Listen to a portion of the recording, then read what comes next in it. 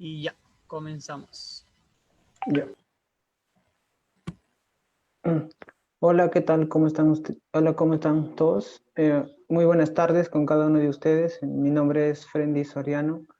Soy parte del equipo de ANAETS UNFB y quiero darles la bienvenida a este primer conversatorio estudiantil. Tanto ya nuestra tercera ponente, que es la licenciada Jocelyn Villa, quien nos dará desde el área, quien nos habla desde el área de Dirección General de Adopciones del Ministerio de la Mujer y Poblaciones Vulnerables. Asimismo, también queremos agradecer a los estudiantes que se encuentran participando. Del mismo modo, queremos agradecer un agradecimiento especial al Instituto de Desarrollo e Investigación Social, quien nos está auspiciando, brindándonos herramientas para poder llevar a cabo esta actividad. Les voy a explicar un poquito de la dinámica. La dinámica se va a dar inicio en nuestro primer conversatorio estudiantil organizado por ANAETS UNFB, el cual hemos titulado Trabajo Social y sus cambios tras el COVID-19.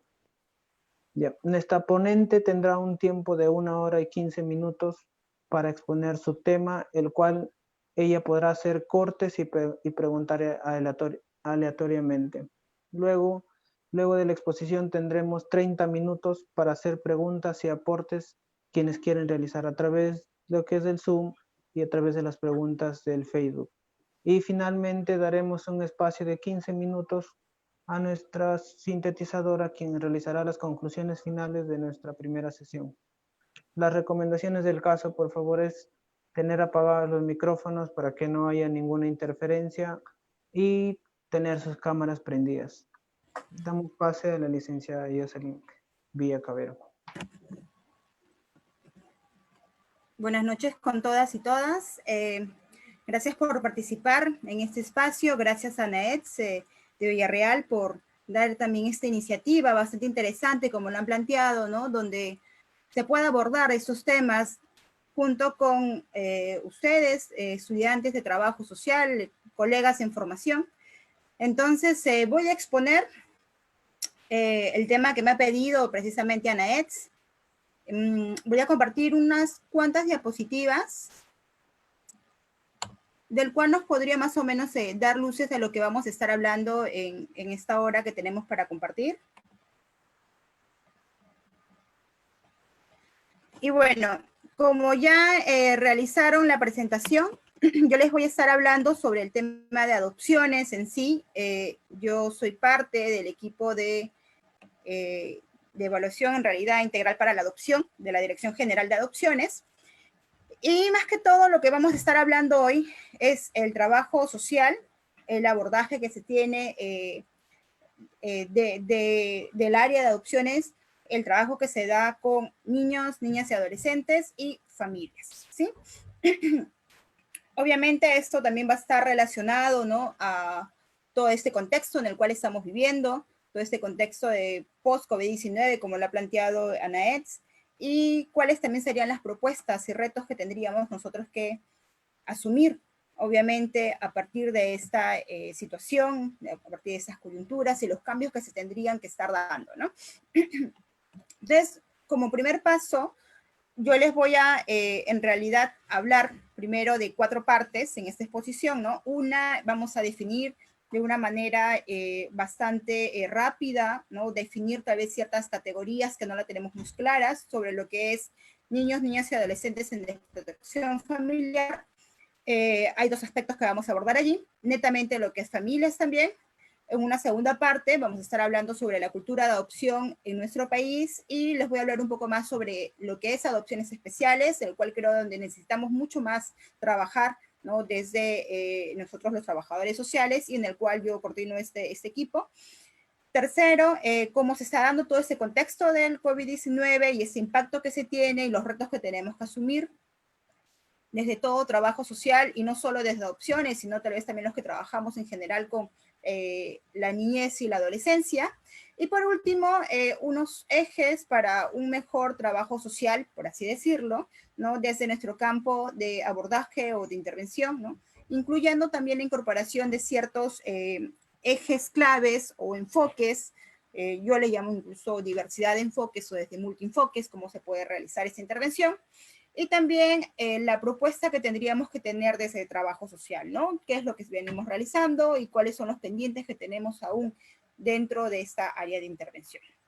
Bueno, entonces primero estaría precisando algunas categorías y para eso voy a atender más que todo orientándome a lo que también nos menciona el decreto legislativo 1297, los que están siendo parte por medio de Zoom. Ellos ya se les hizo llegar al menos estas normas vigentes cuando hablamos de niñas, niños y adolescentes en cuidados parentales o en riesgos de perderlos, ¿no? Dentro de este decreto y su respectivo reglamento, que en realidad es bastante reciente, el reglamento es desde el 2018 que entra en vigencia. La ley sí es un poco antes, pero obviamente para que entre en vigencia tenía que ser con el reglamento, ¿no? Y dentro de adopciones, tenemos muchos de los lineamientos del cual en base a ello nosotros estamos trabajando, pero no solo está adopciones, ¿no? También están los centros de acogida residencial, por ejemplo, también desde que el trabajo de la Dirección de Protección Especial o las unidades de protección especial, las SUPES, ¿no? Que están de manera descentralizada en nuestro país. Entonces, para dar más o menos de manera muy rápida sobre esto, porque los que ya tienen información al respecto ya lo conocen, pero para quienes no, de una manera que quede un poco claro, ¿no?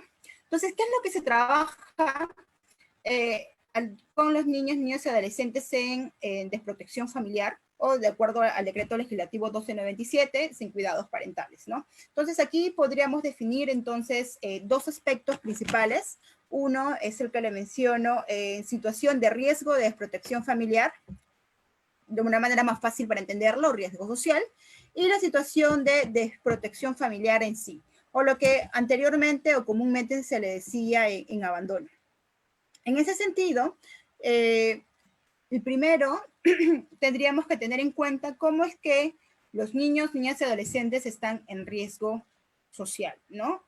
De la manera más práctica para entenderlo, de riesgo social, ¿no? Y estas investigaciones, que vendrían a ser investigaciones tutelares, se han realizado en sí a partir desde que se detectan o se identifican estos casos, ¿no? Del cual la procedencia puede ser diversa, ¿no? Pero las más comunes y las que más se reitera y vemos en los casos que nosotros recibimos son los niños y niñas y adolescentes que, supongamos, ¿no? O si son recién nacidos o son muy pequeños, en realidad han sido abandonados en los hospitales, o los niños y niñas que tenían alguna discapacidad y por ende entonces los padres también los abandonaron y no se hicieron más cargo de ellos. También desde el Centro de Emergencia Mujer, ¿no? Donde podemos detectar a raíz también de las violencias que se vienen realizando dentro de las familias, ¿no? Y desde allí, obviamente, que están en riesgo los niños, ¿no? Ya sea porque ellos han sido las víctimas directas de estos procesos de violencia en la familia, esta violencia intrafamiliar, o es que se ve de que ya los padres tampoco pueden asumir su cuidado parental, ¿no? Entonces, en ese sentido, las unidades de protección especial, las UPES, que son parte de esta Dirección de Protección Especial, que está de manera descentralizada, se encargan de realizar estas investigaciones, ¿no? Después los niños, como saben, son acogidos en un centro de acogida residencial, valga la redundancia, y en estos centros de acogida residencial, que pueden ser públicos o privados, es que reciben toda esa atención integral.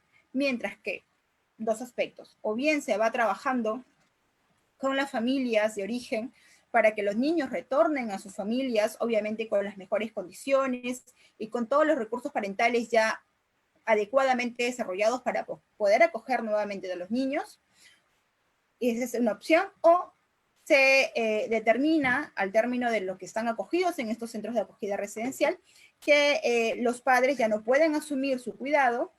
En tal caso, lo que se pasa a ser una propuesta ya de que se pueda declarar en abandono, ¿no? Antes se decía una resolución de abandono, actualmente con el decreto 1297 se está diciendo que es situación de desprotección familiar, y adoptabilidad, ¿no? Entonces, en ese sentido ya pueden ser promovidos en adopción. Y ese es el aspecto en el cual yo actualmente me encuentro, ¿no? En esta área donde se promueven a los niños, niñas y adolescentes que ya tienen una situación de protección familiar, ya están en situación de abandono, ¿no? Y entonces pueden ser promovidos con familias, ¿no? Hay otras medidas de protección, aparte de la adopción, que esta medida sí ya es definitiva. Hay otras medidas, por ejemplo, como el de acogimiento familiar, que puede ser entonces dentro de la familia en sí extensa, o también podríamos tener el acogimiento de terceros, ¿no? Son otras terceras personas, incluso la Dirección de Protección Especial también tenía cargo el poder también promover, ¿no? Estas acogidas con familias acogedoras, ¿no? Que tengan todas estas capacidades de poder acoger al niño sin que ellos tengan que por eso pasar a un centro de acogida residencial, ¿no? O lo que antes se decía albergues, ¿no? La idea de esto siempre es de que los niños puedan vivir en un entorno familiar, ¿no? Entonces, estas familias que le puedan dar esta mirada, ¿no? Desde una convivencia, ¿no? Con otras personas del cual ya están viviendo en familia y que le puedan dar al menos la cercanía al respecto, ¿no? Hasta que puedan ser promovidos en adopción. Bueno, esas son varias las medidas que entonces se toman en este caso, ¿no? Una es la medida de acogimiento familiar, la siguiente sería entonces de residencial, si están en un centro de acogida residencial, y una medida ya definitiva que es la adopción, donde, como les digo, yo actualmente me encuentro. Bueno, algo que también me parece importante que tengamos que tener en cuenta es de que cuando hablamos de niños, niñas y adolescentes, también tenemos que hablar de que son diferentes infancias, ¿no? En ese sentido, de un ejemplo súper claro, ¿no? Obviamente no van a ser los mismos niños que están en la costa, que en la sierra o en la selva, ¿no? Un niño que está en Lima no va a tener las mismas problemáticas o situaciones o desarrollo, ¿no?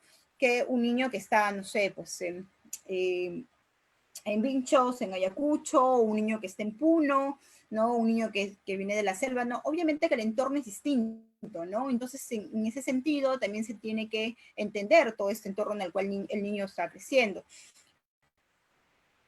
Esto es a tener bastante en cuenta en cualquier intervención y en el caso de adopciones, tenemos unidades de adopción a nivel nacional. Actualmente tenemos 10 unidades, del cual se encargan a nivel de todo el territorio nacional, así que hay unidades del cual ven 2 o 3 departamentos y que también son más cercanas a las situaciones que se viven allí, ¿no? Obviamente desde Lima centralizamos todo, pero este enfoque tiene que también estar bastante claro, ¿no? Pero hay algo más que yo les quería mencionar, ¿no? Hay características bastante particulares también dentro de los niños y niñas que tienen adoptabilidad o que son promovidas en adopción. Aquí entra mucho lo que son adopciones especiales, que es las adopciones del cual yo coordino, porque hay un gran grupo de niños y niñas adolescentes que tienen discapacidad o en algunos casos problemas de salud o pertenecen a un grupo de hermanos o del mismo modo también puede ser que son adolescentes y tienen 17 años, ¿no? Y en esos casos se dificulta una adopción, ¿no? Por las propias familias en sí que tienen otra mirada sobre cuál es el niño o niña que ellos quieren adoptar, ¿no? Eso lo vamos a hablar un poquitico más adelante sobre la cultura de adopción. Pero en ese caso ya tendríamos luces que obviamente no podemos universalizar, ¿no? Cada niño o niña o adolescente tiene sus características particulares, ¿no? Y una de ellas puede ser que tenga una discapacidad, que tenga un nivel de desarrollo todavía por estimular, o que a su vez también tenga algunos antecedentes o problemas de salud que haga de que se tenga que trabajar en otros aspectos o tener otro modo de intervención en esos casos, ¿no? Del mismo modo, yo también aquí quería resaltar de esta concepción tradicional que se tiene sobre los niños, niños y adolescentes, ¿no? Si bien yo le digo que tienen características tal vez diferentes y que son distintos, obviamente, entre ellos, lo que a veces sucede es que desde la mirada de los profesionales, desde la mirada de los trabajadores sociales, y más aún cuando vemos que están en desprotección familiar, se ve a los niños y adolescentes desde una mirada bastante tradicional, en el cual a veces demasiado paternalista o como yo diría, como objeto de derechos, ¿no? Y no como sujeto de derechos.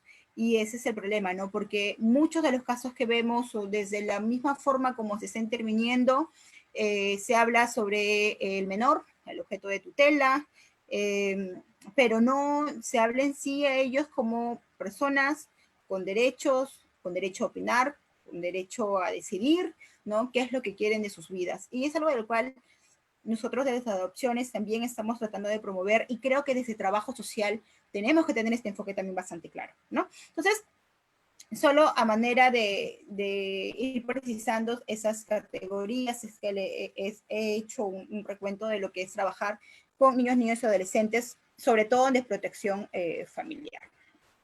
Bueno, algo más quería precisarles de que sabemos que estas familias, en la mayoría de los casos, provienen de familias multiproblemáticas, ¿no? En su gran mayoría, ¿no?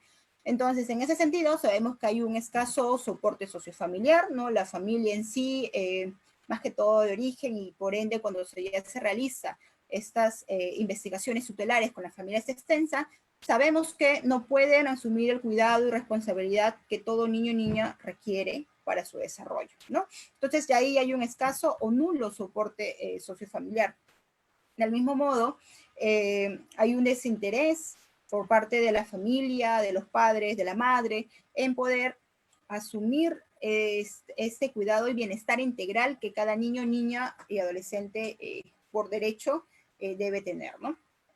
Igualmente, por tanto, se entiende que hay una responsabilidad de asumir estos cuidados parentales y en otros casos que también hay bastante porcentaje cuando llegan los casos de adopciones, vemos de que son víctimas de violencia familiar, ya sea física, psicológica o también sexual, ¿no? Pueden tener uno de esos tipos de violencias o pueden tener todos estos tipos de violencia dentro de su historia de vida, ¿no? Entonces, cuando hablamos de desprotección, siempre tenemos que tener en cuenta que estos niños vienen con una gran carga también emocional, historias de vida bastante complejas, ¿no? Que tampoco es muy sencillo poder asumir y a veces las familias que desean adoptar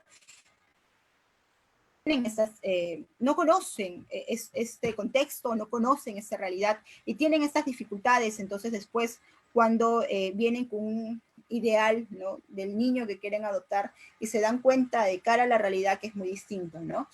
Obviamente si los niños están en desprotección y si están en un CAR, bien sabemos de que los niños que están en un CAR, incluso por más de que sea el mejor CAR del mundo, así como a veces yo les digo, tienen historias muy complicadas, muy complejas, y que por más de que se les estimule o reciban todas las terapias posibles, siempre va a haber también un retraso, por lo mismo que ellos han vivido esta situación de abandono, ¿no? Por más pequeño que sea, todos los niños siempre van a tener una afectación, ¿no?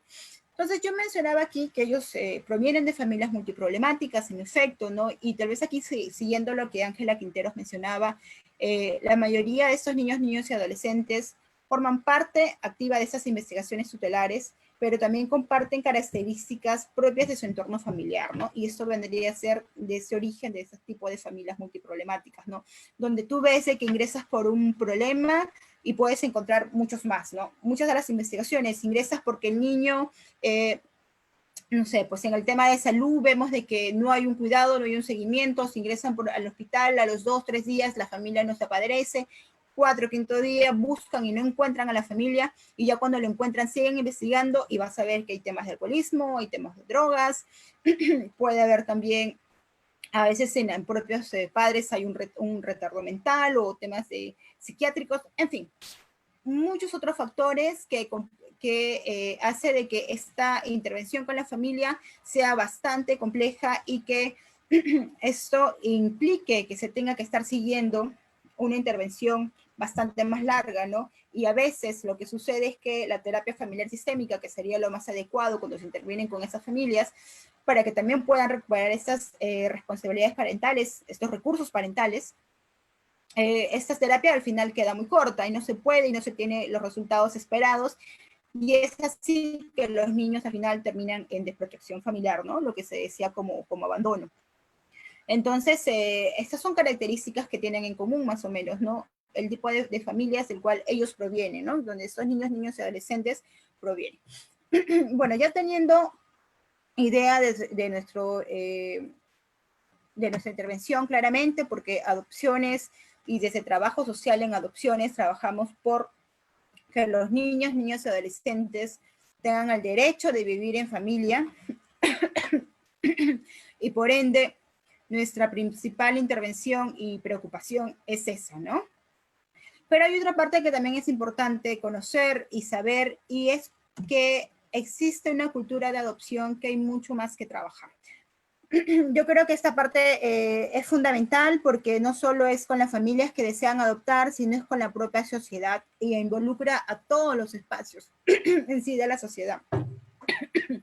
En ese sentido, nos damos cuenta que existe una representación colectiva de los niños, niños en desprotección. No sé si a ustedes les ha pasado, pero en muchas ocasiones he escuchado comentarios de, bueno, es que en mi familia tienen miedo que yo adopte porque, no sé, ese niño puede venir con muchas malas costumbres, o si el papá robaba, no, y tal vez si es que él también roba. Entonces, te das cuenta que ya hay ciertos prejuicios y estereotipos ya marcados de los niños, niños y adolescentes en desprotección.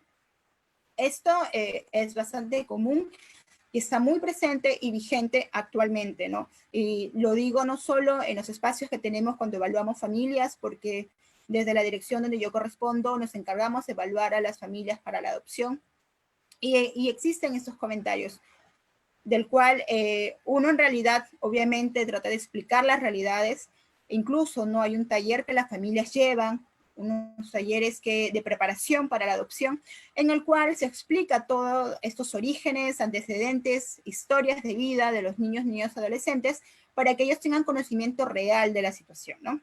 Pero aún así hay este ideal, ¿no?, que se tiene dentro de las familias o de las familias solicitantes también, ¿no? Sobre todo, a pesar de que ellos han investigado y tienen información, aún tienen algunos prejuicios. Del mismo modo, muchas de las familias que desean adoptar piensan en los niños chiquitos, de los niñitos, los pequeñitos, los que son prácticamente recién nacidos, ¿no? En realidad, a veces hay ciertos comentarios que nosotros nos sorprende, ¿no? Ha habido familias que incluso, y es verdad, no les voy a mentir, hay familias que han llegado y dicen, quiero adoptar a un niño que no sea más de 2 años, que sea chiquito, ya, está bien, puede ser 3 años a lo mucho, que sea niña porque la niña es más sumisa, ¿ya? Que sea, como nosotros somos cristianos, queremos que sea cristiano también, pero que no sea abandonado, que sea hijos de padres fallecidos, pero que estos padres hayan sido cristianos. Entonces, tú te quedas pensando y dices, por Dios, ¿no? Qué mal estamos en la cultura de adopción, qué es lo que pensamos nosotros de lo que es una adopción. No, entonces yo siento allí de que tenemos mucho que trabajar en ese aspecto, la sociedad en sí y todas las instituciones y organismos que también conforman dentro de la sociedad. Tenemos que articular también esfuerzos para cambiar estas ideas y de lo que en sí implica una adopción, ¿no? Entonces, en ese sentido, también aquí implica el hecho de entrar también a los medios de comunicación, ¿no? Este cuarto poder que en sí es bastante fuerte y vigente, y es la que reproduce todos estos tipos de idearios que se tienen en la sociedad, ¿no? Muchas veces, cuando se habla de los niños abandonados, se da una mirada así de, ay, pobrecito, ay, mira cómo lo dejaron, ay, pobre niñito, no, entonces se da una mirada de tan pobrecito, cuando no es así y no se resaltan las realidades, las verdaderas potencialidades y capacidades que tienen los niños, niñas y adolescentes, ¿no?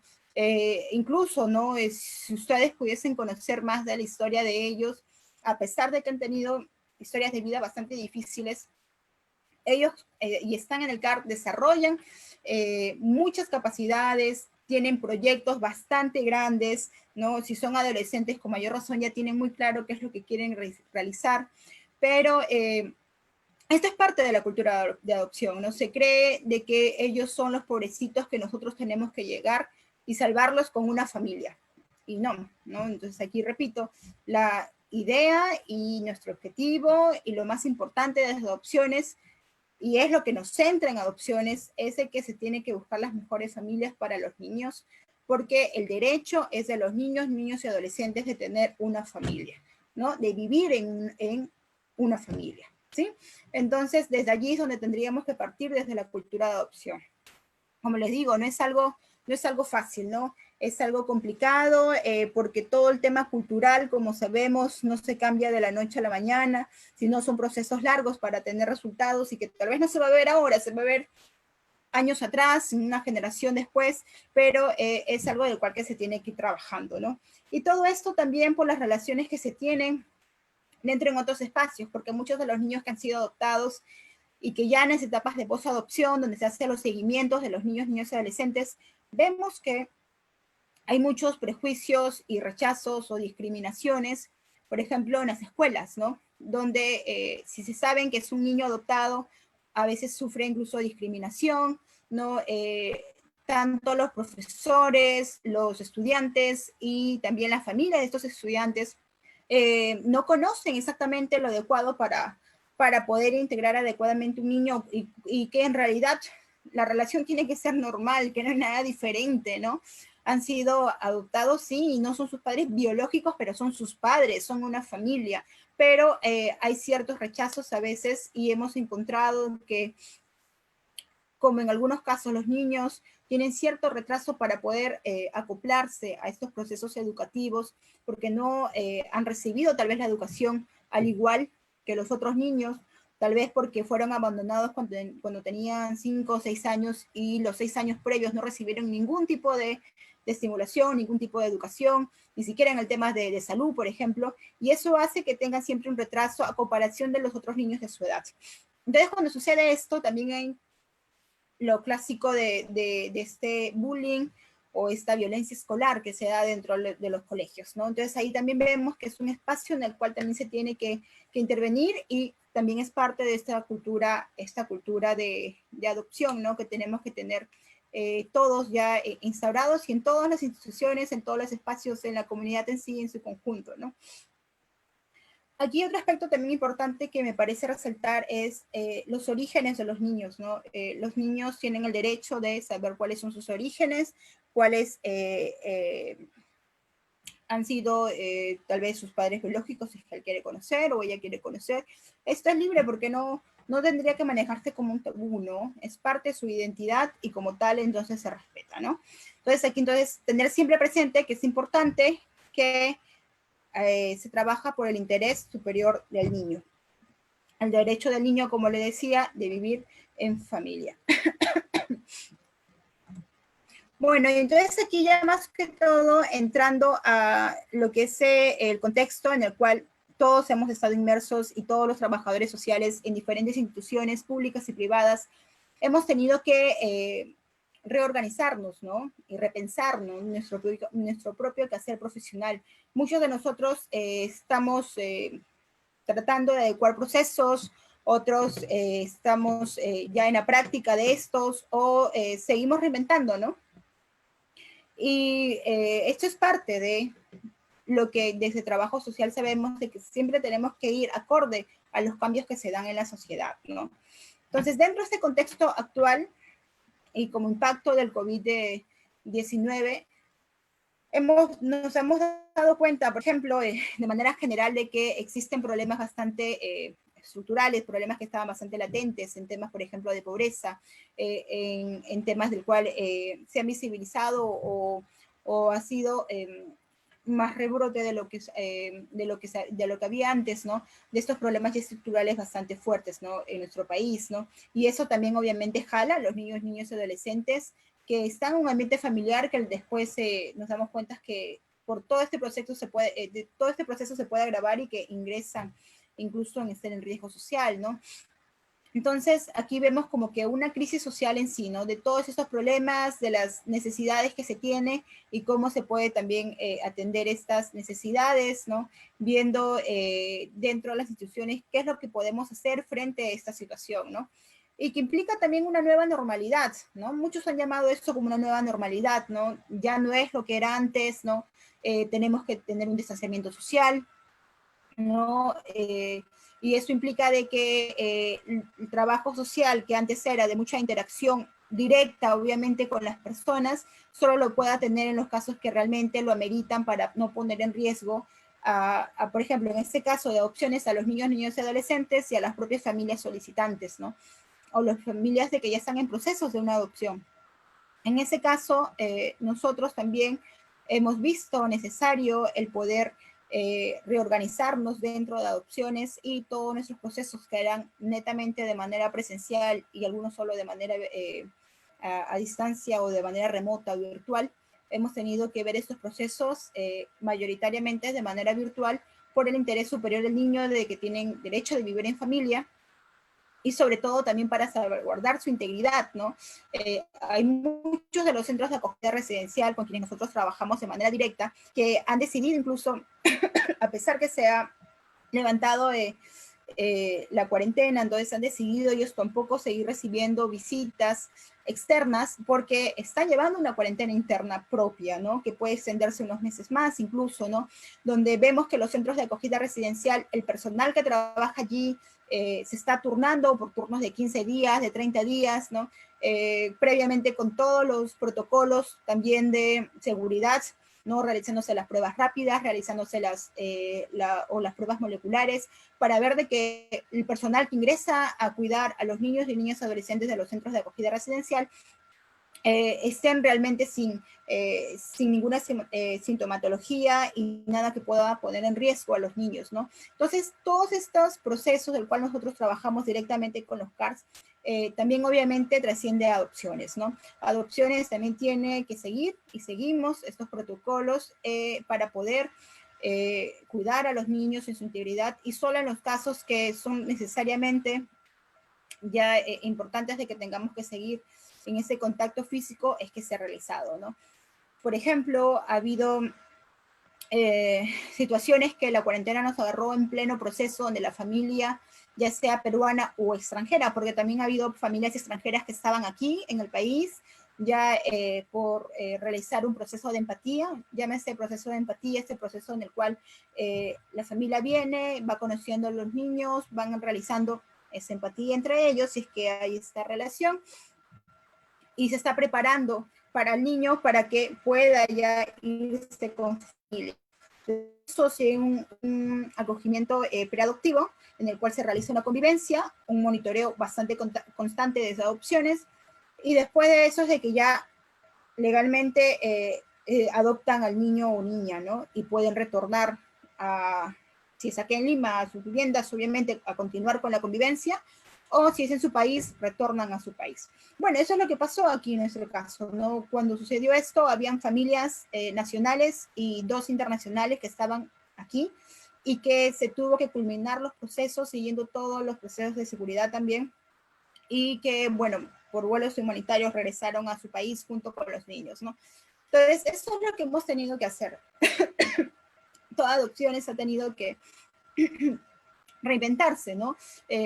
Cuando hablamos, por ejemplo, dentro de las ciencias sociales, y veía que justo un autor comentaba sobre esto hace poco, y es sobre la vigilancia epistemológica, ¿no?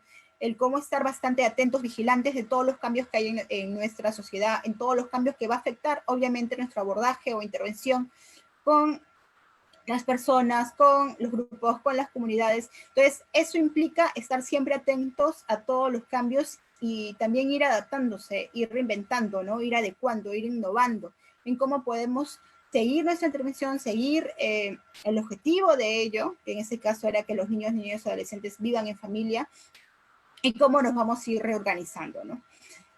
Bueno, eso ha sido parte de lo que nos ha tocado vivir a todos, eso ha sido parte también de cómo nosotros estamos trabajando en adopciones.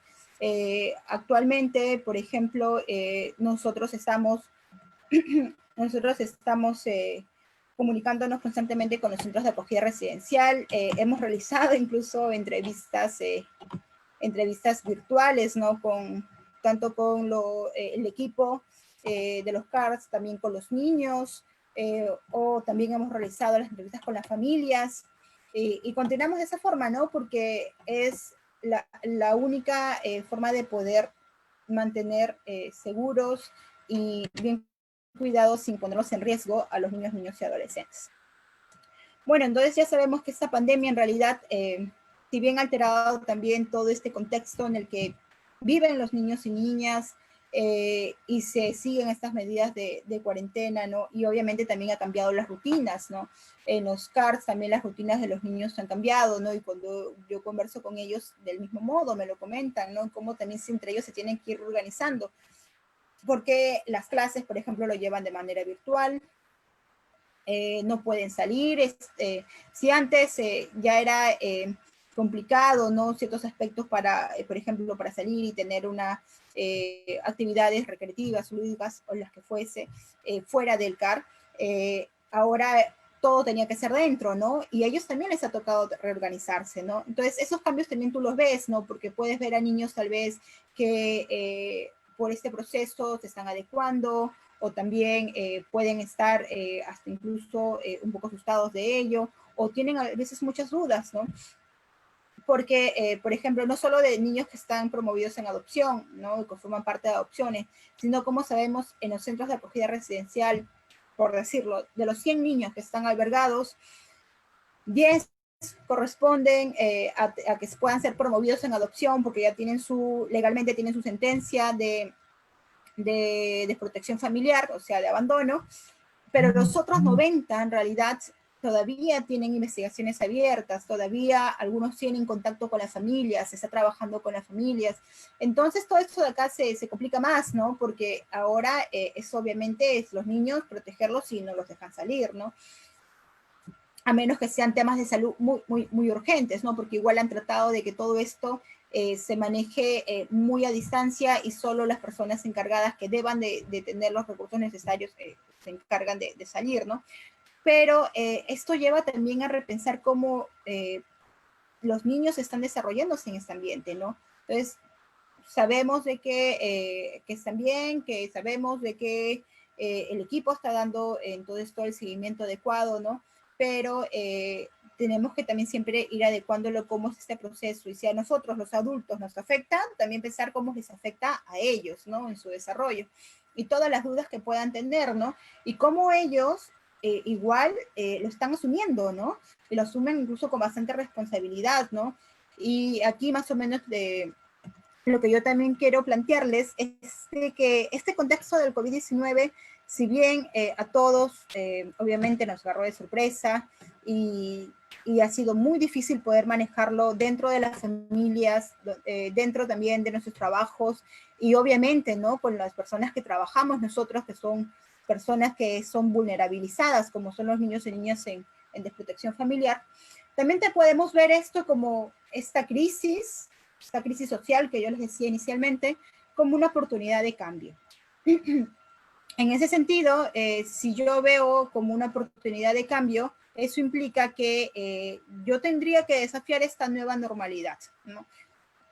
Yo mencionaba que hay muchas personas en sí que ya están nombrando debemos adecuarnos y llevar esta nueva normalidad. Me imagino que muchos de ustedes ya lo han escuchado, ¿no? Que hablan de esa forma.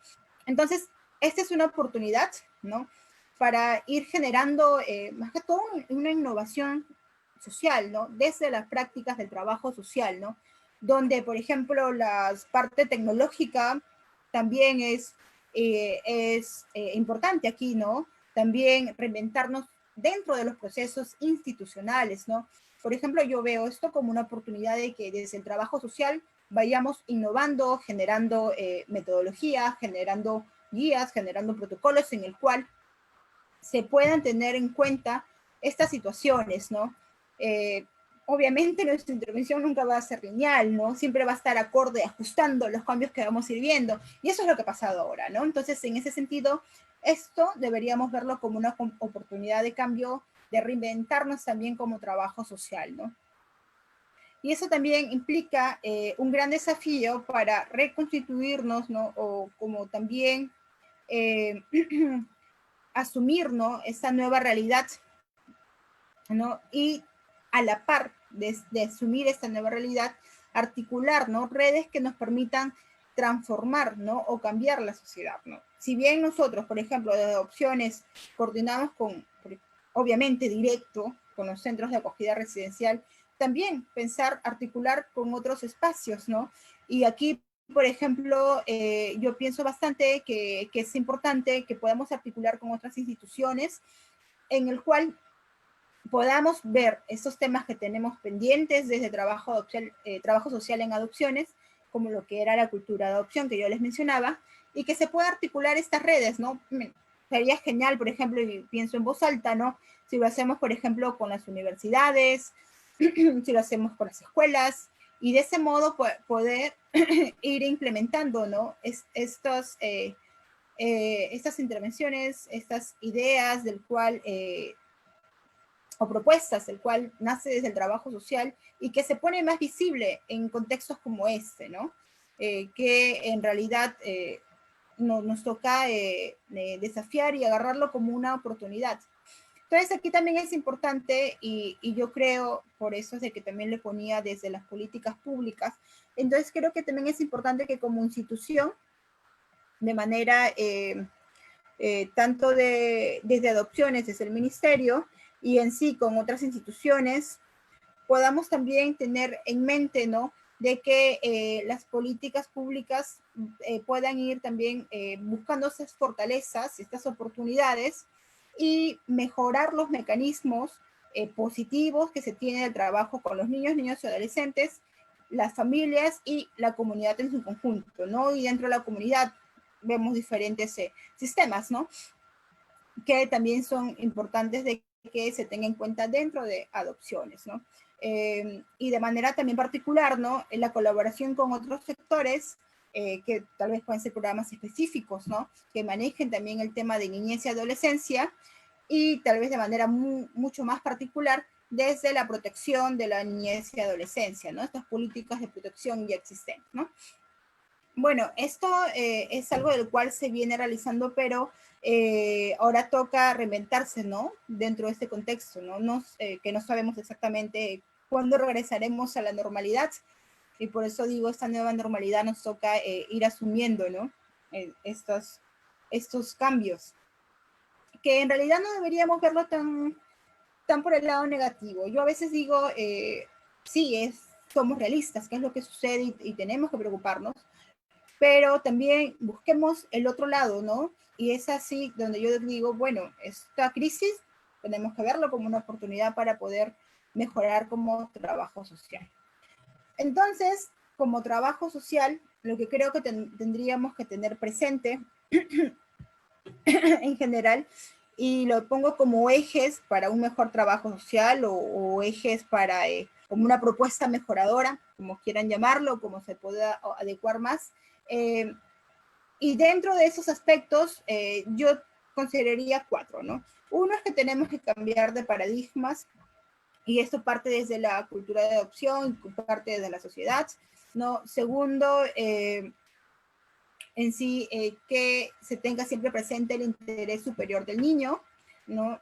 Otros de que tengamos los enfoques, hay diversidad de enfoques, pero algunos enfoques mucho más claves para que se pueda tener una intervención con buenos resultados, realmente con impacto del trabajo que se tiene con niños, niñas y adolescentes. Y aquí también es muy importante la postura o rol que tiene el trabajador social frente a estas poblaciones vulnerabilizadas, ¿no?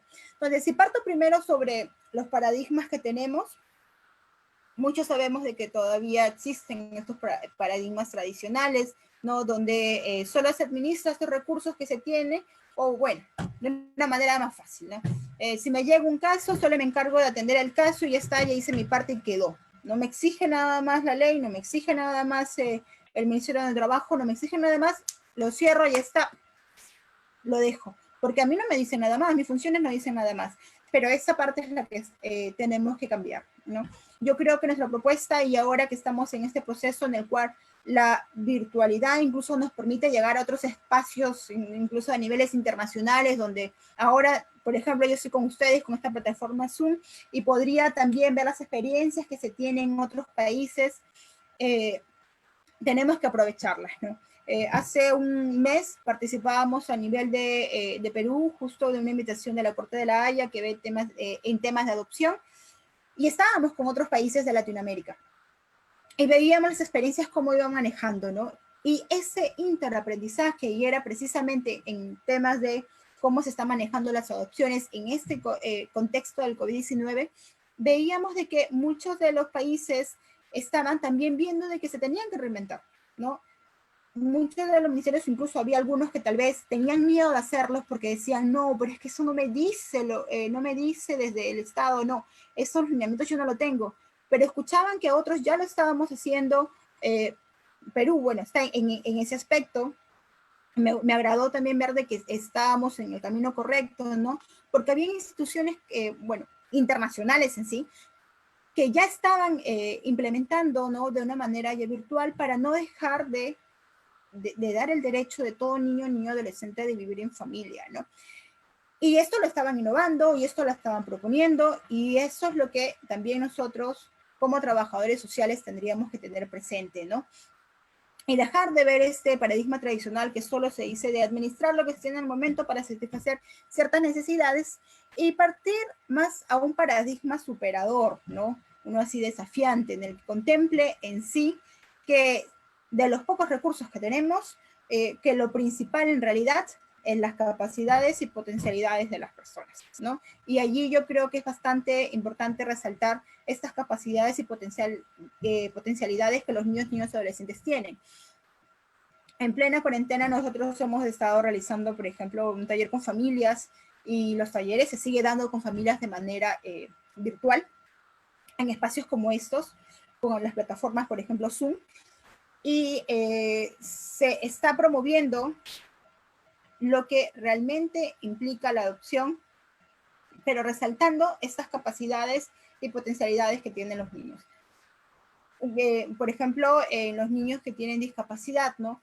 Muchos son los prejuicios y las ideas que se tienen, y nosotros estamos partiendo incluso desde un modelo social de la discapacidad, ¿no? Donde se puede resaltar estos grandes habilidades, capacidades, ideales que ellos tienen, y que rompan esos mitos, esas ideas que no solo están en los profesionales, y que obviamente están súper marcados en la sociedad, ¿no? Y que a veces en teoría, ¿no? Lo podemos tener en varios instrumentos o en políticas sociales o dentro de estos escritos que tenemos como parte del Estado, pero en la práctica no se está dando, en la práctica no se ve, ¿no? Y eso es donde nosotros tenemos que centrarnos, ¿no? Y aprovechar, como yo les decía, este contexto para poder llegar más, ¿no? Tener más alcance, ¿no? Para que se cambien, ¿no? Esta cultura de adopción que se tiene y que realmente se resalte lo que tienen los niños adolescentes y que en realidad no se siga minimizando y se eliminen en realidad estos estereotipos o mitos que se tienen. Bueno, entonces es cambiar de un paradigma tradicional a un paradigma superador. Segundo, desde netamente de lo que es infancia y adolescencia, es también cambiar este paradigma de intervención que se tiene con ellos. Yo me imagino que ustedes ya deben haber visto cuando se habla de este paradigma de situación irregular, que es ver al niño adolescente como objeto de derechos. Después se habla del paradigma de protección integral, donde ya se está incluso viendo como ya se ve como sujeto de derechos, y es donde actualmente nos encontramos. Y yo incluso en otros espacios, y trato también de que se promueva esto, ese es el paradigma del protagonismo. Entonces yo lo he puesto como protagonismo social, donde los niños son sujetos de derechos, ¿no? Pero también pueden ser sujetos sociales de derechos. Y me dirás, y pucha, Jocelyn, ¿qué me hablas con eso, no? Te digo, bueno, son niños y niñas y adolescentes que si bien van a desplegar todas sus capacidades y van a hacer ejercicio y defensa de sus derechos humanos por el simple hecho de condición humana que tienen y que son iguales que todos los demás, y rompiendo esas ideas o estas posturas o miradas adultocentristas que tenemos, y también los profesionales a veces lo he visto presente, y que se piensen ellos también de que cada uno tiene su opinión, su elección, sus decisiones, y que de manera conjunta, ¿no? También pueden lograr tener logros y tener incluso incidencia, ¿no? En el caso de las políticas de protección, y que netamente es lo que se trabaja en adopciones, se da un paradigma de protección integral como sujeto de derechos.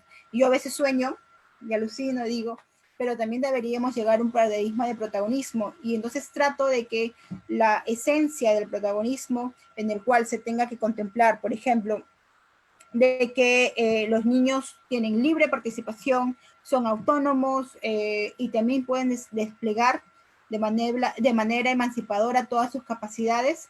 Eso lo podamos ver en todos los procesos de adopciones. En ese sentido, la opinión del niño y niño adolescente es importante. Yo no puedo dejar de tomarlo en cuenta, e incluso yo siempre digo de que no solo debe ser en adopciones, sino tiene que ser en todos los procesos de que los niños están inmersos, ¿no? Si es que hablo netamente de temas de abandono, desde que se inicia la investigación tutelar, desde que está en el centro de acogida residencial, desde que si él decide, entonces para la adopción, y si es que él decide, entonces un tipo de familia también particular, ¿no? Y eso es lo que también pasa, ¿no? Porque en los centros de acogida residencial, no todos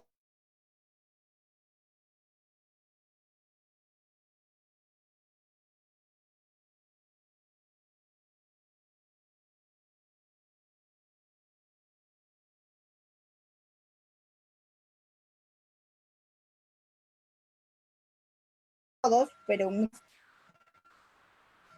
una familia no, biparental no va a ser mejor tal vez que una familia monoparental.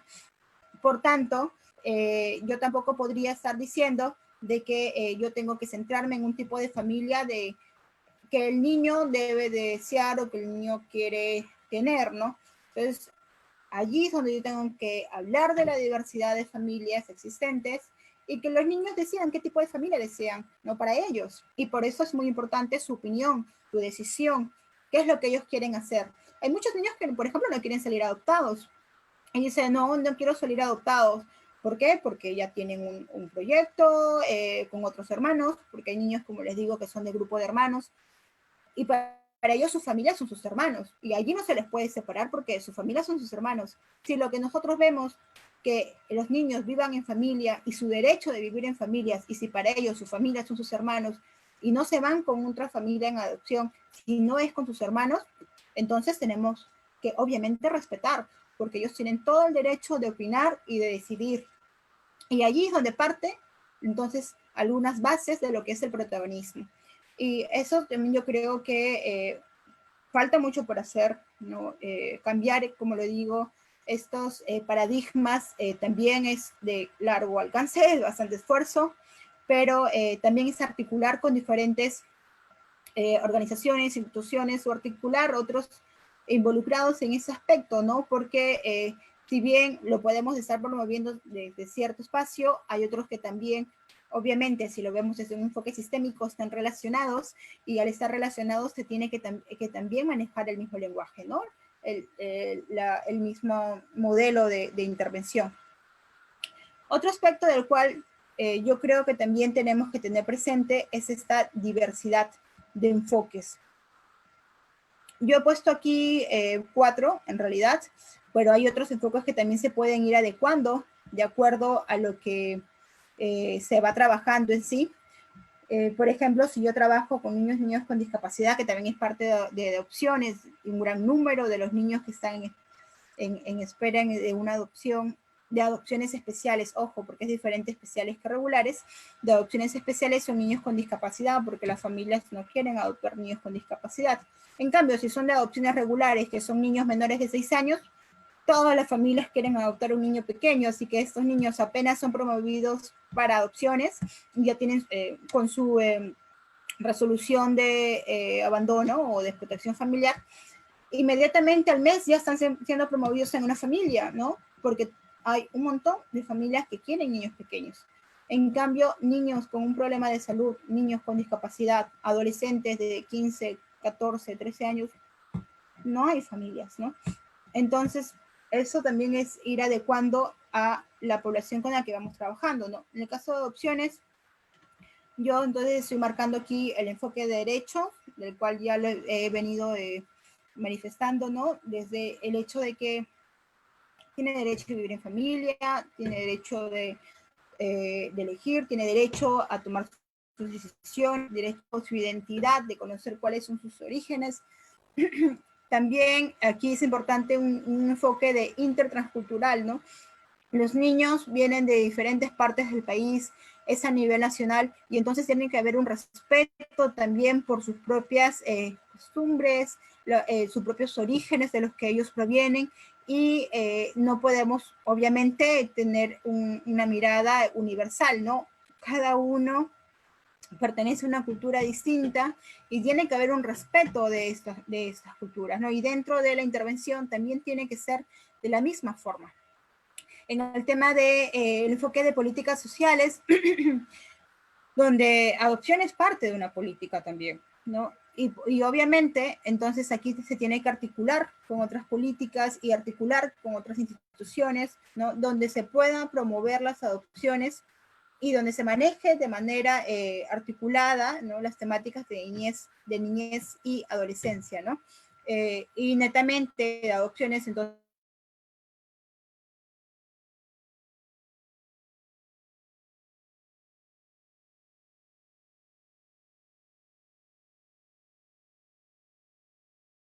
nosotros nos creemos dueños de poder decidir y no es así, ¿no? Nosotros tienen una opinión y tiene que ser respetada. Puede llegar a tocar todos los demás enfoques e interaprendizaje, ¿no? Ese diálogo, ¿no? Yo creo que viendo desde los diferentes enfoques y continuo y diálogo de manera horizontal, y lo digo de manera horizontal porque en el trabajo social queremos mirar a las poblaciones y si eso está mal, verlo de esa forma, ¿no? Obviamente que no. Entonces, eso también se tiene que tener en cuenta desde toda nuestra intervención, ¿no? Entonces, yo creo que desde allí tendríamos que ir partiendo dentro de estos ejes para un mejor trabajo social. En torno a las infancias y adolescencias tiene que cambiar. Se tiene que haber entonces en las capacidades y potencialidades de los niños.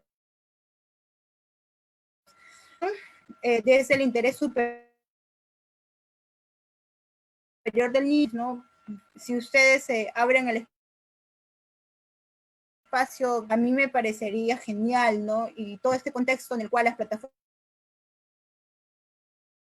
virtuales, una mayor comunicación de masas,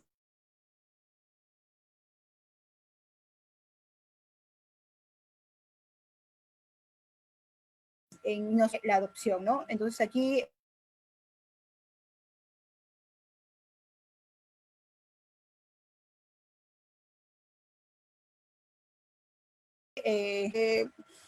punto ya más o menos para ir cerrando, y sería cuál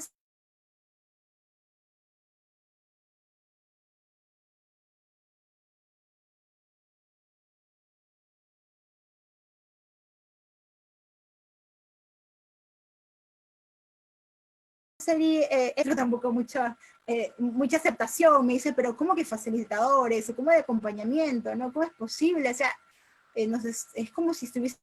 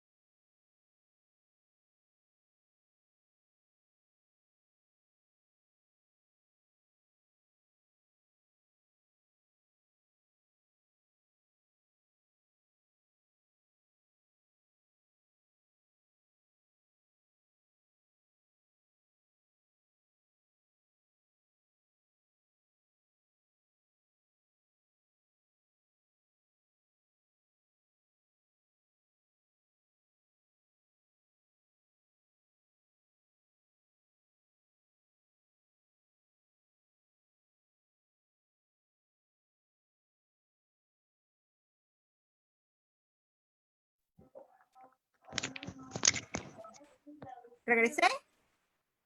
Sí, sí estás, ya regresaste. Ah, ya se me cerró la pantalla, pensé que se veía. Bueno, ya entonces a modo de cierre, porque creo que ya estoy con el tiempo. Tienes 15 minutos más todavía. Ay, Si genial. deseas. Entonces, ya, entonces, justo donde me había quedado. Me quedé en el rol del trabajador social. Entonces, ser facilitadores en estos procesos, ¿no? En el contexto que nos encontramos, más que nunca creo que se está revalorando al trabajo social, ¿no? Y en diferentes espacios, ¿no? Ni qué decir en el sector salud, ni qué decir los que tienen de cara a atender todas las demandas urgentes, ¿no? Por ejemplo, los tipos de violencia que se están dando y obviamente hay trabajadores sociales que están interviniendo directamente, ¿no? Creo que una colega va a participar ahora del Centro de Emergencia Mujer. Yo sé que ellos también están haciendo turnos de manera rotativa para poder atender, ¿no? En adopciones también se está haciendo como trabajo mixto, ¿no? Una parte del equipo va de manera presencial, no todos los días, y lo demás lo hacemos de manera remota, ¿no? Obviamente porque no podemos dejar de velar por los derechos, en este caso, de los niños y adolescentes, ¿no? Entonces, eso también implica asumir un rol ya desde el trabajo social que vaya acorde a las situaciones en las cuales estamos viviendo, pero que también vaya más allá, ¿no? Que quede como que bases, ¿no? Y que muchas veces nosotros lo que nos ha pasado es que siempre estamos como que siguiendo el sistema, ¿no? Si te piden que hagas A, haces A. Y eso no está bien, ¿no? Tenemos que también ser autocríticos desde el trabajo social y ver de qué forma podemos ir mejorando, ¿no? Dentro de en sí el trabajo que se tiene con las diferentes poblaciones y principalmente las vulnerabilizadas. Pero como colectivo en sí de todo el trabajo social, ver esas posturas o rol ya bastante consensuada con otras áreas, con otras áreas de intervención, ¿no? Pero yo creo que aquí, y como lo mencionaba desde el inicio, importa mucho de que siempre se trabaje con la población, ¿no? Y no para ellos, sino por ellos únicamente, ¿no? Y al decir con, significa que siempre tenemos que tener presente qué es lo que ellos desean, ¿no? Yo de adopciones, si es que un niño o un adolescente, ¿no? O unos hermanos me dicen, yo no quiero salir en adopción, porque ya tenemos un plan que nosotros vamos a estar juntos y no nos vamos a separar, obviamente yo tengo que respetarlo, ¿no? Yo no me puedo imponer, yo no puedo separar a dos hermanos del cual han estado juntos en todo su proceso de abandono y se han tenido uno al otro, y donde a veces uno de ellos asume hasta un rol de padre o de madre, ¿no? Entonces es imposible que nosotros, creyendo que es lo mejor para ellos, tomemos decisiones cuando son ellos los que tienen que ser escuchados y tienen que tomarse en cuenta lo que ellos opinan. Y yo creo que aquí aplica todo. Aplica, como le decía, desde las poblaciones vulnerabilizadas, aplica a los otros sectores. Si es que estoy en educación, aplica en educación. Incluso si es que estoy en empresa y trabajo con trabajadores del mismo modo, ¿no? Entonces eso es lo que se debe de centrar y pensar un trabajo social desde esa perspectiva, ¿no? Y bueno, ¿no? Que más o menos ya con eso iría cerrando, que el bienestar y la calidad de vida y el desarrollo de estas poblaciones solo va a ser posible si es que el trabajo social también se está reinventando, y más aún en procesos como estos, ¿no? Yo creo que es una gran oportunidad para todos y todas los trabajadores sociales que vayamos haciendo ciertos cambios, ¿no? Y vayamos mirando, reevaluándonos qué es lo que nos falta, qué es lo que podemos mejorar, qué es lo que realmente se necesita ahora y qué es lo que va a ser también sostenible, ¿no? Y eso creo que va a ser un trabajo que todos nos encontramos ahora. Yo particularmente con el equipo con el que trabajo también estamos en eso, ¿no? Estamos viendo qué aspectos tenemos que implementar, que otros tenemos que ir revaluándolos y cuáles van a ser nuestras propuestas. Y propuestas no solo para este este contexto de COVID-19, sino qué es lo que va a quedar después. Incluso nosotros decíamos, y bueno, ahora lo que no se veía posible, lo que creíamos que jamás íbamos a ver, que tenemos que andar con las calles con el tapaboca y todo lo demás, y se está dando, y no sabemos si es que más adelante va a suceder una situación similar. Entonces también tenemos que ir pensando un trabajo social desde las diferentes áreas de intervención, pero que también tenga una pauta, un protocolo que podamos ver de cómo se va a hacer en situaciones como estas, ¿no? De emergencia, por ejemplo, sanitaria, ¿no? Y es bastante importante pensar desde allí, ¿no? De una manera sostenible y no solo por el momento, ¿no? De lo que estamos viviendo. Bueno, yo creo que ya aquí iría cerrando. Dejo entonces abierto cualquier pregunta que ustedes tengan. Y bueno, entonces los compañeros, compañeras que están en el Zoom, que también puedan realizar, ¿no? sus comentarios si es que, o preguntas, ¿no? Ya dejo abierta el conversatorio con los demás. Muchas gracias a la licenciada. A ver, vamos a empezar con la ronda de preguntas. ¿Hay algún voluntario que desea empezar? Puede hacer una pregunta o una apreciación. En todo caso, si no pueden encender su audio, pueden escribirnos a través del chat del Zoom. ¿Alguna pregunta por ahí?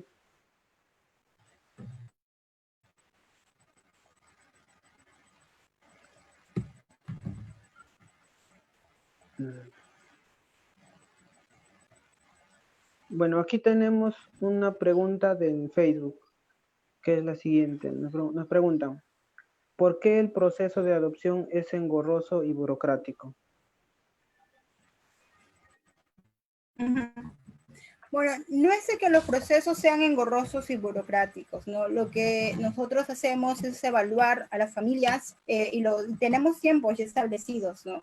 Yo me imagino que esta es una perspectiva desde las familias, ¿no? Y sí, en efecto, muchas familias a veces piensan que el proceso puede ser muy detalloso, pero es que las situaciones que los niños y niñas han vivido y las experiencias que hemos tenido nos dan cuenta que tienen que ser como tal.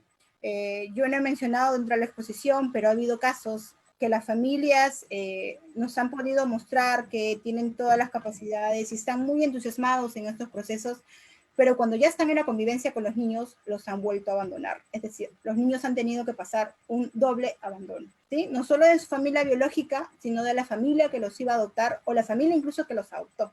Entonces, por esta razón es que nos tomamos tiempo en evaluar de manera detallada a las familias y son evaluaciones que todo el proceso comienza desde un taller de preparación que se habla de diferentes temas sobre lo que es niños y niños adolescentes en desprotección, lo que significa también las motivaciones del por qué desean adoptar. Muchas familias vienen de procesos de duelo y que de no poder tener un hijo biológico y por ende entonces tienen que estar seguros si es que el proceso de adopción que ellos quieren seguir es algo que ya lo han definido bien y que son conscientes de lo que podría acarrearse en los procesos, ¿no?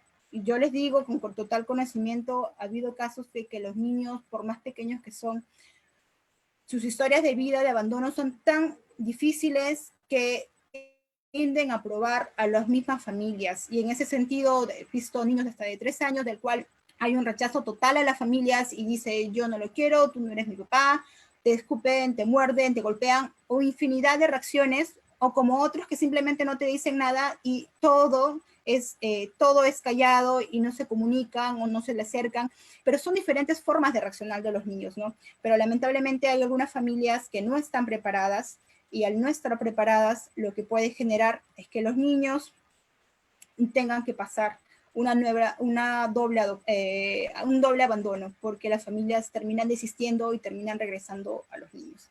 Y eso es lo que nosotros no podemos permitir.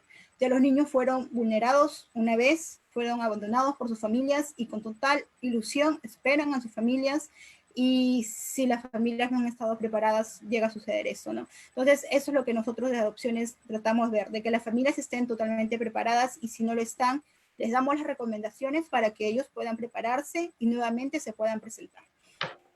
Hay otros casos, por ejemplo, que si bien ya las familias ya tienen una idoneidad para adoptar y ya están en una lista de espera, las expectativas de las familias no son amplias. Yo les acabo de mencionar cuáles son los orígenes de las familias de estos niños, que son familias multiproblemáticas, que algunos de ellos tienen retardo mental, problemas psiquiátricos.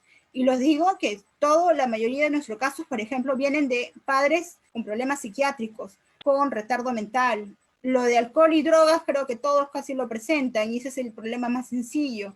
Algunos vienen de temas de violencia, que han sido violentados psicológica, físicamente, hasta sexualmente. Entonces se dan cuenta los casos complejos que han vivido, ¿no? Estas historias de vida complejas que han vivido. Entonces las familias tienen que aceptar esto y no todas las familias lo aceptan. Hay familias que tienen idoneidad, que están aptos para adoptar, pero no aceptan estas situaciones. Dicen, ya bueno, yo solo puedo aceptar niños que vienen de padres con problemas de alcohol y drogas. Psiquiátricos no, porque no sé si es que ellos lo van a desarrollar.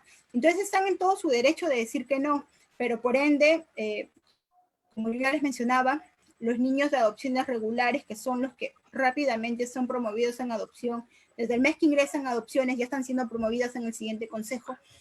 Estos niños tienen problemas complejos, antecedentes y condiciones de salud y desarrollo complejos que no todas las familias aceptan. Entonces, buscar familias que acepten eso, a veces nos es difícil porque no las encontramos, ¿no? Tenemos nuestro banco de familias y no encontramos familias que acepten todas esas condiciones, que si puede presentar bien una, puede presentar todas estas en su conjunto y que no la aceptan, ¿no? Entonces, esa familia sigue esperando hasta que aparezca un niño que tenga estas condiciones, ¿no? Y obviamente aquí nosotros nos centramos en los niños y como ya les dije, nosotros cuidamos que no suceda un doble abandono y por ende también desde las expectativas de las familias y si las familias no aceptan esas condiciones que el niño presenta, no pueden ser promovidos y por tanto tienen que seguir esperando.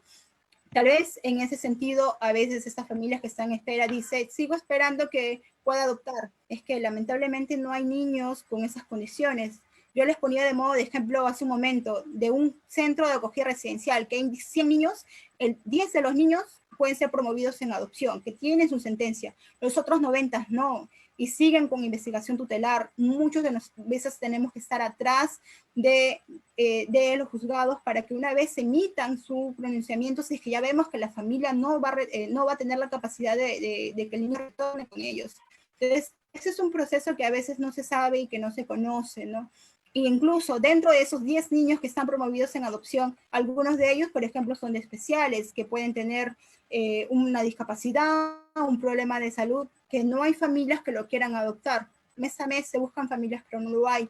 O también de ese grupo hay niños que no quieren salir en adopción, porque en ese momento apareció la mamá, que no se apareció cuando se estuvo dando toda la investigación tutelar, pero se apareció justo en ese momento y el juez le da el permiso para que sí lo visite. Entonces ya retrocedió, el niño ya no quiere salir en adopción, quiere estar con su mamá. Entonces se dan cuenta cómo son estos procesos, son complicados, ¿no? Y obviamente el niño y que el niño pueda vivir en familia, ¿no? Entonces, a veces también tenemos que dar a entender estos temas, estas cuestiones que se van presentando, ¿no? No sé si hay otra pregunta. Muchas gracias. Aquí tenemos otra pregunta en el Facebook. Nos preguntan, dice, ¿existe una política, proyecto o programa que propicie la adopción responsable? Mira, lo único que sería dentro de adopciones en sí, porque si son de adopciones vendría a ser de adopciones, y dentro de nuestros talleres que venimos realizando, estamos promoviendo eso, ¿no? Desde las diferentes etapas, ¿no? Yo les mencionaba que había talleres desde la preparación de familias, que son las familias que quieren adoptar, ¿no? Entonces ahí ya hay un acercamiento a esta realidad. Ya las familias cuando después tienen una idoneidad, significa que ya tienen su resolución, donde dice que son idóneos para la adopción. También se da unos talleres de preparación, bueno, pero ya ellos son de lista de espera, en el cual se mencionan varias de las situaciones que se pueden presentar, ¿no? Cuando adopten un niño. Por otra parte, desde adopciones especiales también se está realizando algunos talleres, donde también se intenta promover o cambiar, ¿no? El tema de una adopción en sí, también responsable y también que se conozca en sí, ¿no? Lo que implica una adopción especial que es diferente a la regular y que también se vayan rompiendo ciertos mitos o estereotipos que se tienen respecto a estos niños. Y también hay talleres dentro de lo que es posadopción, son las familias que ya adoptaron, y obviamente muy aparte del acompañamiento continuo que van a tener durante 3 años, en el caso de familias nacionales e internacionales 4 años, que se realiza obviamente en internacionales con organismos internacionales o la autoridad central del país allá, que va a ir informando sobre cómo se está dando este desarrollo de acogida y de adopción de la familia con el niño. Pero muy aparte de eso, aquí a nivel de Perú, familias nacionales, se realizan también talleres de familias de posadopción, ¿no? Entonces, de esa manera se está tratando de buscar una adopción responsable, comprometida, ¿no? Y obviamente acompañando todos estos procesos, ¿no? Porque infinidad de aspectos se pueden presentar, ¿no? Dentro de la convivencia o previa, ¿no? O antes de que también las familias adopten, ¿no? Como una política en sí, lo único que podríamos considerar es en sí es desde adopciones y todos los procesos que se vienen realizando dentro de adopciones. Bien, muchas gracias, licenciada. A ver, a los participantes les pedimos apreciación, alguna pregunta alguien, o alguna idea. Comenzamos con Alejandra Cabrera. Buenas noches. Quisiera hacer una pregunta. Con respecto a las adopciones tanto regulares como especiales, hoy por hoy, en medio de la pandemia, ¿cuál ha sido el procedimiento o el protocolo que viene haciendo el trabajador social para poder dar la adopción? Uh-huh. Bueno, Alejandra, lo que se ha venido realizando es virtualizar los procesos, ¿no? Antes, y voy a separar aquí dos aspectos, ¿no? Porque la intervención de trabajo social en adopciones es con los niños y niñas en desprotección familiar, con las familias, después con ambos cuando ya se da una designación y ya entonces son promovidos en adopción. Pero bueno, por ejemplo, si es con niños, lo que se ha realizado de manera virtual es de poder tener estas entrevistas con los niños de manera así como nosotros estamos ahora, ¿no? Por medio de medios digitales y en el cual hemos tenido que tener obviamente como aliados a los profesionales de los CARS para que nos puedan permitir, ¿no? Estos espacios, ¿no? Entonces se ha realizado de esa forma, cuando se ha levantado la opinión de los niños, si ellos desean ser adoptados o si es que hemos tenido que actualizar cierta información sobre su adoptabilidad, ¿no? Como les dije, esto es cambiante, puede haber situaciones que hoy quería ser adoptado y mañana ya no, por diversas razones, ya sea porque está la familia, ya sea porque ya le dio miedo y ya no quiere hacerlo o está confundido y muchas razones más que se puedan presentar, cada caso es particular.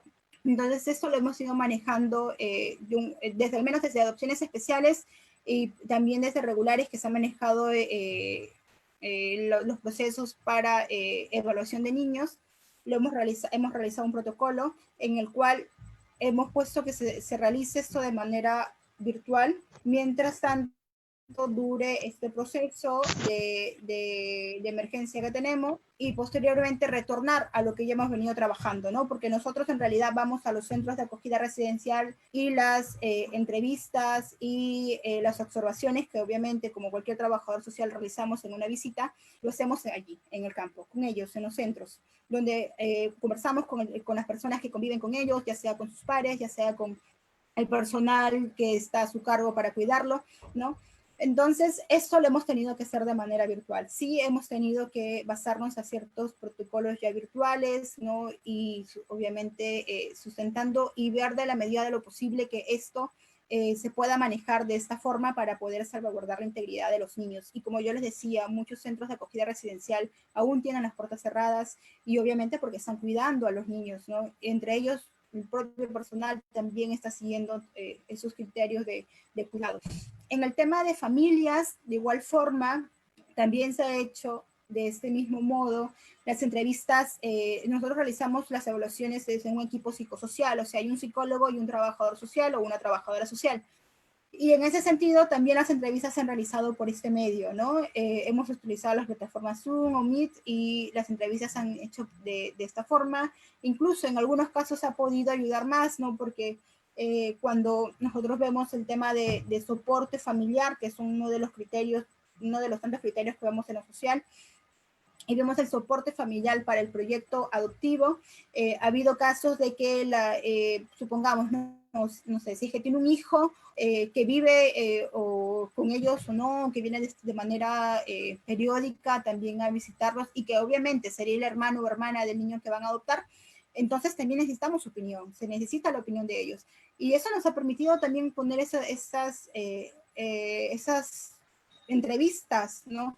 Y no ha habido felizmente inconvenientes, se ha podido hacer fluido. Obviamente no va a ser igual a cuando realizas de manera presencial, pero si hay el caso de realizarlo, obviamente siempre tener una mirada, un conocimiento previo de esa interacción face to face, entonces se ha realizado, obviamente siguiendo los protocolos de seguridad, ¿no? Pero si no se ha priorizado que esto se tenga que realizar de manera virtual, ¿no? Entonces obviamente también hemos tenido que hacer un manual en el cual se puedan hacer estos procesos de manera virtual, tanto para el área de psicología como el área de social. Y el otro punto en el cual yo, como les decía, veo obviamente el coordino lo de adopciones especiales, también obviamente hemos hecho lo mismo, ¿no? Hemos tenido que virtualizar los procesos. En adopciones especiales es diferente. Nosotros promovemos a los niños mensualmente, siempre tratamos de que las familias deseen adoptar a estos niños. En especiales, como les dije, es más difícil. Entonces hay niños mayores de 6 años, hay grupo de hermanos, niños o niñas y adolescentes que tienen problemas de salud, alguna discapacidad también.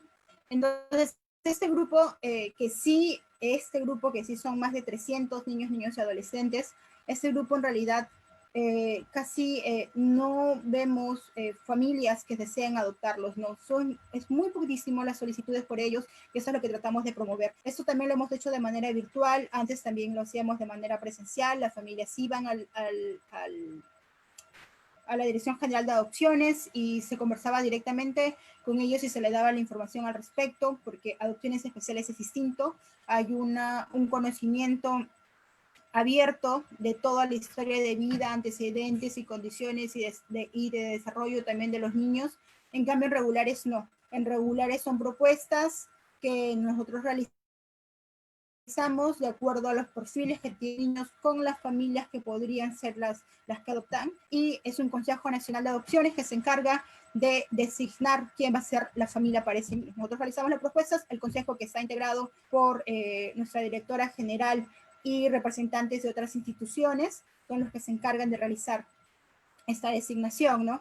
Entonces, eso también lo hemos hecho de manera virtual. El Consejo Nacional de Adopciones también ha hecho de manera virtual, ha hecho sus sesiones virtualmente, ¿no? Y todos los procesos lo hemos tenido que manejar de esa forma. En el caso de que ya son designados y han pasado una empatía, también lo han tratado de avanzar de esta forma, de manera virtual, y ya cuando han tenido que, obviamente, tener el acogimiento preadoptivo, se ha visto ya las medidas de protección para que ellos puedan ya vivir como familia e irse a la convivencia, ¿no?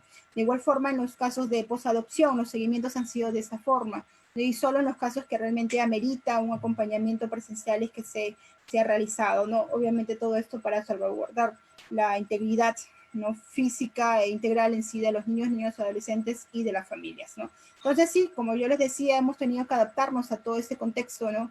Y los medios tecnológicos han sido un gran aliado también en estos procesos. No sé si hay otra pregunta. Muchas gracias. Continuamos de la misma manera con Carlita Boada Gama.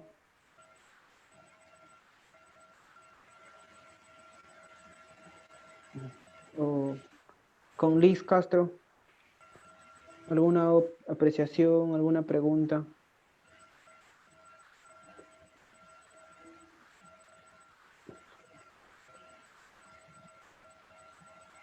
Solange, Sabino, ¿alguna pregunta, alguna apreciación, por favor?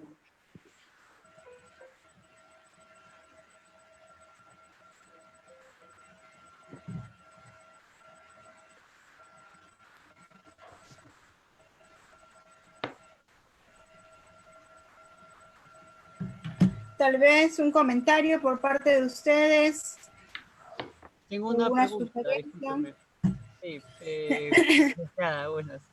A ver, bajo su experiencia y todo este contexto en el cual estamos viviendo, ¿cuál ha sido la mayor dificultad que usted ha encontrado en estos nuevos procesos de la labor como trabajadora social para las adopciones? ¿Cuál ha sido lo más complejo? Mm. Mira, tal vez lo más complejo, no de manera muy específica, pero sí el poder reinventarnos de esta manera remota, ¿no? A veces creo que tenemos muy arraigada esta idea de que los procedimientos metodológicos tienen que ser de una forma y tienen que darse de esa forma y punto, ¿no? Y no, pues no es así, hemos tenido que cambiar, ¿no?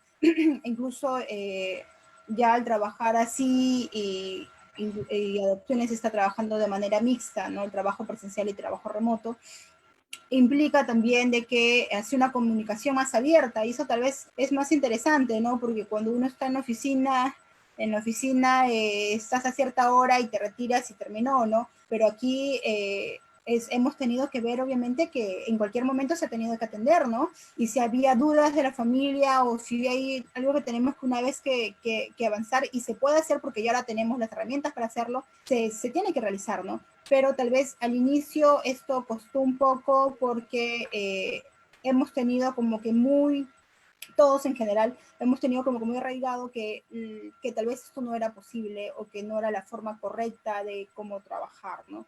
Entonces, tal vez de manera general, lo único que podría encontrar es eso.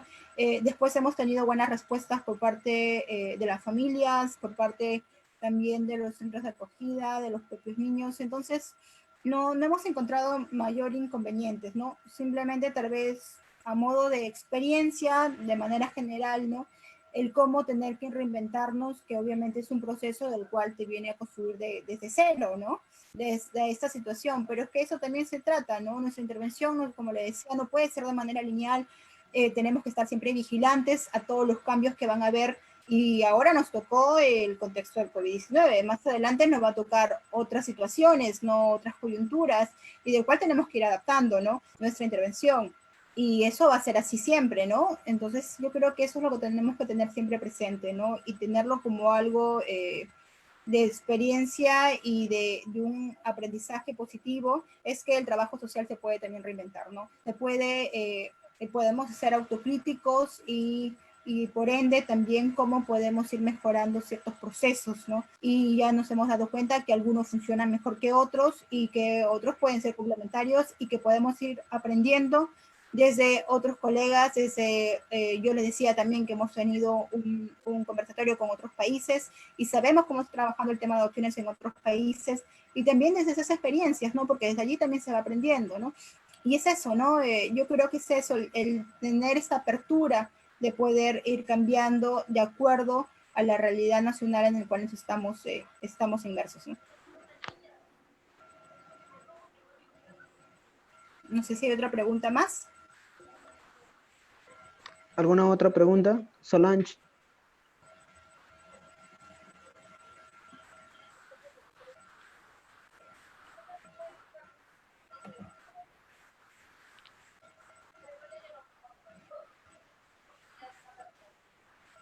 Creo que hay una pregunta en el chat, me parece. Aquí hay una pregunta de Liz Castro.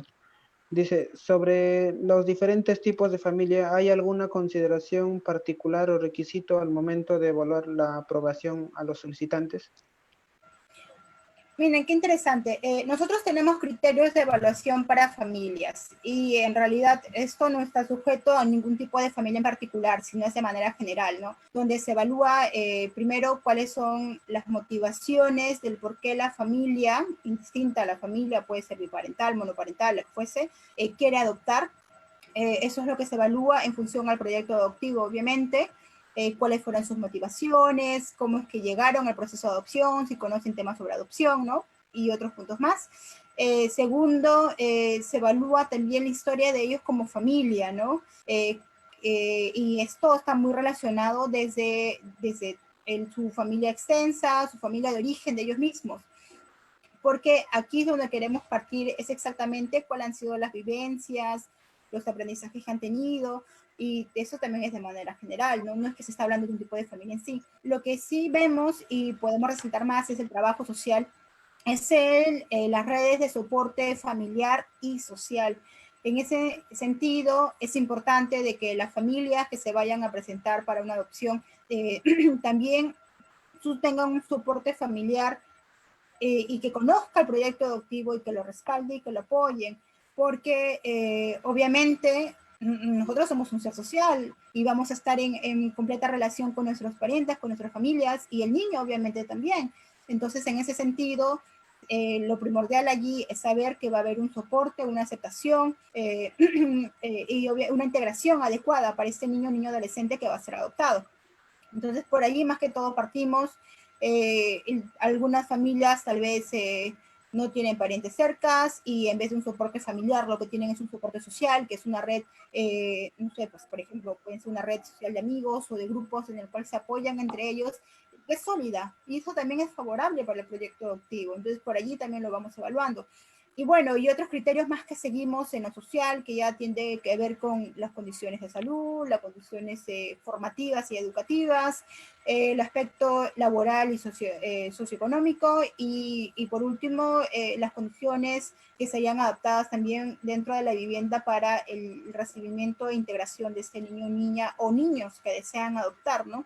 Entonces, más que todo, va por ese lado nuestros criterios. No hay un tipo de familia específico porque nuestro decreto legislativo 12927 solo nos dice que tienen que ser, los solicitantes para la adopción pueden ser solteros, pueden ser convivientes o casados. Así que es lo único que tenemos. Así que dentro de esa diversidad puede estar contempladas los diferentes tipos de familia. No sé si hay otra pregunta más.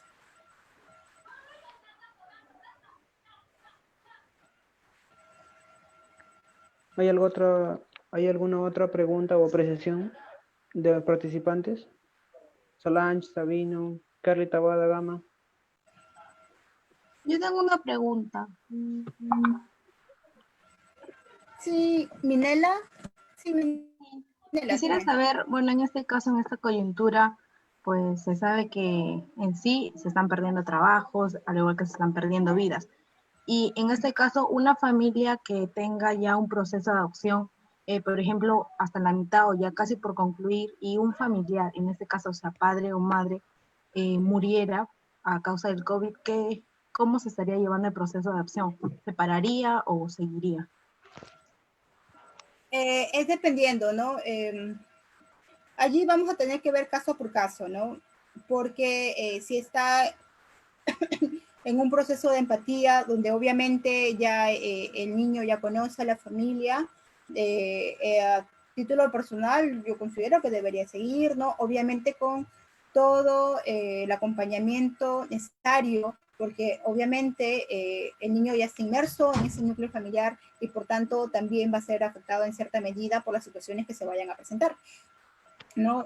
Ahora no hemos tenido ningún caso. Hasta ahora los casos que han sido promovidos en adopción, no ha habido familias que se hayan sido afectadas de manera directa en su propia familia en sí por el COVID-19, pero sí estamos bastante expectantes de lo que pueda suceder. Es más, estamos actualizando situaciones de las familias y estamos en pie de que también las familias que tenemos dentro de nuestra lista de espera, si tienen alguna información que tengan que comunicarnos, que también nos avisen, y del mismo modo de los que ya están en post-adopción, que ya están obviamente con los niños, ¿no? Y eso es de manera general, ¿no? Las situaciones que se puedan presentar por un tema de salud o uno de los solicitantes a veces aviso de que ha fallecido o algo, obviamente pide acompañamiento o apoyo, qué hacer en esa situación al equipo que está a cargo de este acompañamiento de postadopción, ¿no? Entonces el profesional o la profesional está viendo que ese proceso que ha afectado a la familia, ya sea por salud, una situación económica, lo que fuese, entonces se pueda manejar de la mejor manera para que el niño o niña no se vea afectado y que la familia en sí pueda continuar, ¿no? Su vida y darle todas las herramientas necesarias y apoyos necesarios o orientaciones necesarias para que se pueda sobrellevar esta situación, ¿no? Como te digo, no hemos tenido un caso todavía, sí estamos expectantes de cualquier situación que se pueda dar y cada caso se estaría manejando de manera particular. Como les dije, cada niño o niña adolescente tiene características diferentes y de acuerdo a eso también se estaría viendo qué es lo mejor para el niño y también para la familia, ¿no? No sé si hay otra pregunta más.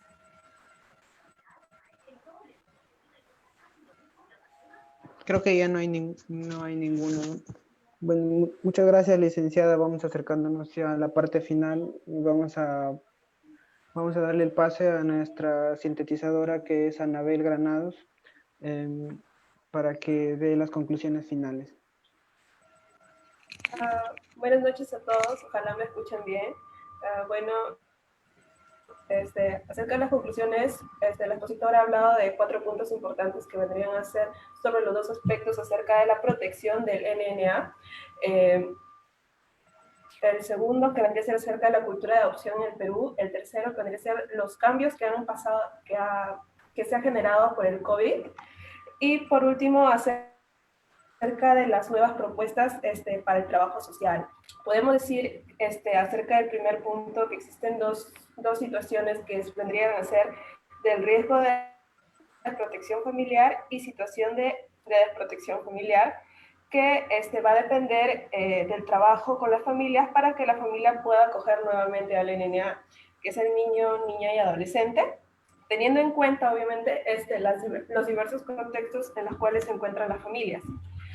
Acerca de la cultura de la adopción, que existen diversos prejuicios y estereotipos arraigados muchas veces en las personas adoptantes o en una de las instituciones socializadoras que vendrían a ser la escuela, generando así un ambiente muchas veces de discriminación y hasta bullying. El tercer punto, que vendrían a ser los cambios por el COVID-19 en las familias, que se han profundizado en este caso lo que vendría a ser el tema de la pobreza, haciendo que se agrave muchas veces la situación de los niños, niñas y adolescentes dentro de sus hogares. Y por último, acerca de las nuevas propuestas dentro del trabajo social, que es para un mejor trabajo social más comprometido, es tener presente los distintos enfoques y cambiar de paradigmas, de un paradigma tradicional a un paradigma más superador.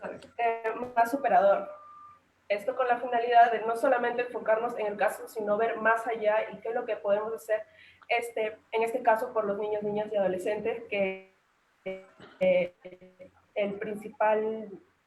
lo principal vendría a ser que estos niños, niñas y adolescentes sean sujetos de derechos, aparte de ser objetos de derechos, no solamente centrarnos en eso. Bueno, eso es todo. Gracias.